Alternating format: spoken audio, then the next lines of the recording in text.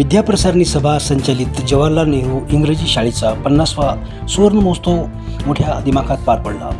या कार्यक्रमासाठी मुंबई उच्च न्यायालयाचे न्यायाधीश माननीय महेंद्र नेर्लीकर हे प्रमुख अतिथी म्हणून उपस्थित होते। या कार्यक्रमाच्या अध्यक्षस्थानी संस्थेचे संस्थापक अध्यक्ष डॉक्टर दत्तात्रय वाघमारे होते, तर प्रमुख अतिथी म्हणून प्रथम वर्ग न्यायदंडाधिकारी न्यायाधीश भूषण आनंद नेर्लीकर, शिक्षण संचालक महेश मधुकर पालकर, शिक्षणाधिकारी सविता बिरगे, पोलीस अधीक्षक पंकज कुमावत, मॅनेजमेंट संचालक श्रीनिवास काबरा, संस्थेचे विद्यमान अध्यक्ष डॉक्टर विनय वाघमारेसह आदींची उपस्थिती होती। जवाहरलाल नेहरू इंग्रजी शाळेतील विद्यार्थ्यांनी देशविदेशात मोठमोठ्या पदावर जाऊन शाळेचं नाव कमावलं आहे। 50व्या सुवर्ण महोत्सवात अध्यक्ष डॉक्टर विनय वाघमारे यांनी सुंदर मांडणी केली, तर न्यायाधीश महेंद्र नेर्लीकर, न्यायाधीश भूषण आनंद नेर्लीकर यांनीही या शाळेतून शिक्षण घेऊन न्यायाधीश पदापर्यंत पोहोचल्याचा आशावाद बोलताना व्यक्त केला। कार्यक्रमासाठी संस्थेचे संचालक साहेबराव कदम, भीमराव कदम, विजयकुमार रुद्रवार, बाबूराव मोरे, डॉक्टर सोनी सह आदींनी हजेरी लावली होती। कार्यक्रमाचे सूत्रसंचालन संस्थेचे संचालक डॉक्टर हरिभाऊ पाटील यांनी केले, तर आभार शेख जब्बार सर यांनी मानले। कार्यक्रमासाठी मुख्याध्यापक अतिया बेगम यांच्यासह सर्व शिक्षक कर्मचाऱ्यांनी परिश्रम घेतले। 2 दिवसीय कार्यक्रमाची सांगता करण्यात आली। कार्यक्रमाला विद्यार्थी पालकांनी मोठ्या संख्येने हजेरी लावली होती। काय म्हणाली बघूया।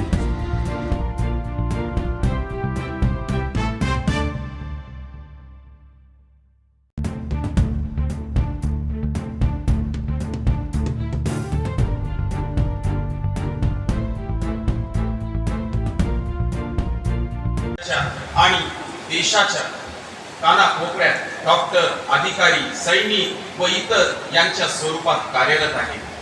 तसेच माझ्या परिवारात ॲडव्होकेट अशोक नेर्लीकर यांनी वकिलीचे प्रथम बीज रोवले व त्याचे रूपांतर न्यायाधीश, न्यायमूर्तीत झाले। अशा प्रकारे मित्रांनो, न्यायपालिका माझ्या परिवारात नांदत आहे। मित्रांनो, डॉक्टर बाबासाहेब आंबेडकर म्हणायचे, शिक्षण हे वाघिणीचे दूध आहे। शिक्षण हे वाघिणीचे दूध आहे, जो पील तो गुरगुरल्याशिवाय राहणार नाही। मग सांगा, तुम्हाला वाघासारखे गुरगुरायचे आहे की नाही? अरे जोरात सांगा, वाघासारखे गुरगुरायचे आहे की नाही? कळू द्या।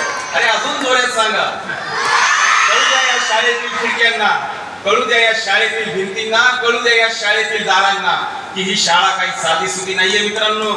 ही शाळा साधीसुधी नाहीये। ही येथील एका विद्यार्थ्याला वाघाप्रमाणे, सिंहाप्रमाणे घडवते आणि समाजातील प्रश्न सोडविण्याकरिता समाजात पाठवते। मित्रो, मला एका प्रश्नाचे उत्तर दे सांगा, जगातले सर्वात सोपे काम कोणते? Can anybody answer? सर्वात सोपे काम, जगातील सर्वात सोपे काम म्हणजे पुस्तक उघडणे आणि ते वाचणे। सर्वात सोपे काम।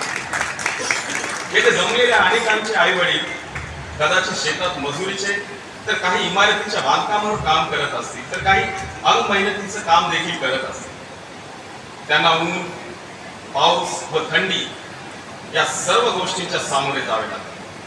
मित्रो, मला शाळेत असताना अनेक वेळा छड्यांचा प्रसाद मिळाला, कारण ती म्हण आहे, छडी लागे छमछम, विद्या येई घमघम। मित्रो, यश आणि अपयश हे एका नाण्याच्या 2 बाजू आहेत। ध्येय मोठे ठेवा व ध्येयाचा पाठलाग करा व त्याचा विसर देखील पडू देऊ नये। गरुडासारखी गगन भरारी संगत चांगली ठेवा, कठोर मेहनत करा व जाता जाता परत आपल्या सर्वांना आपल्या शाळेच्या सुवर्ण महोत्सवाच्या खूप खूप शुभेच्छा। आज या कार्यक्रमाला बोलावून मला जो मार्गदर्शन करण्याची संधी दिली त्याबद्दल मी सर्व संचालक मंडळाचे मनस्वी आभार मानतो। एवढे बोलून कार्यक्रमाला आला, विद्यार्थ्यापासून न्यायाधीशापर्यंतचा प्रवास कसा, काय सांगा? प्रवास हा खूप मोठा होता। मी या शाळेमध्ये जवळपास 9 वर्ष होतो आणि या शाळेने जे मला दिलेलं आहे त्याच्यामुळेच आज मी या पोस्टपर्यंत पोहोचलेलो आहे. थँक्यू. विद्यार्थ्यांना काय संदेश देणार सर? विद्यार्थ्यांनी भाषणातून सुद्धा म्हणलं की there is no substitute to hard work. जोपर्यंत ते हार्डवर्क करणार नाही तोपर्यंत काही नाही होणार आणि सगळ्यांनी हार्डवर्क करणं फार गरजेचं आहे.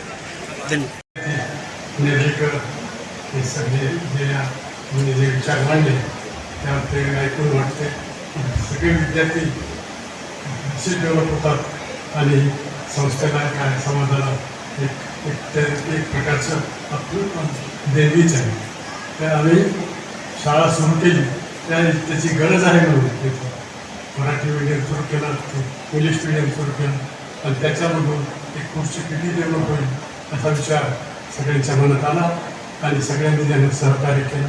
कारण ही संस्था पुढं नेण्यामध्ये संस्था चालक समाजाची काही प्रतिष्ठित माणसं आणि शिक्षक वर्ग यांचं सहकार्य आहे.